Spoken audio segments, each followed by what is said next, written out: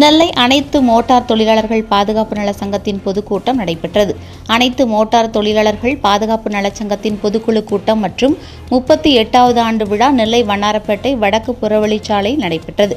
சங்க தலைவர் சுப்பிரமணியன் தலைமை தாங்கினார். துணைத் தலைவர் ராஜப்பா முன்னிலை வகித்தார். துணைத் தலைவர் பாலன் வரவேற்றார். இதில் சிறப்பு விருந்தினராக மாநகராட்சி மேயர் ராமகிருஷ்ணன், துணை மேயர் KR ராஜு ஆகியோர் கலந்து கொண்டு வாழ்த்து பேசினர். கூட்டத்தில் 10 மற்றும் 12ஆம் வகுப்பில் அதிக மதிப்பெண் எடுத்த சங்க உறுப்பினர்களின் குழந்தைகளுக்கு கல்வி ஊக்கத்தொகை மற்றும் பரிசுகள் வழங்கப்பட்டன. தொடர்ந்து மாதம் வழங்கும் ஓய்வூதியத்தை 2000ஆக உயர்த்தி தர தமிழக அரசை கேட்டுக்கொள்வது, மாதம் வழங்கும் ஓய்வூதியத்தை அந்தந்த மாதமே தொழிலாளர்களுக்கு அரசு வழங்க வேண்டும், உறுப்பினர் உயிரிழந்தால் தமிழக அரசு வழங்கும் 35,000ஐ 2 லட்சமாக உயர்த்தி வழங்க வேண்டும் என்பது உள்ளிட்ட தீர்மானங்கள் நிறைவேற்றப்பட்டது.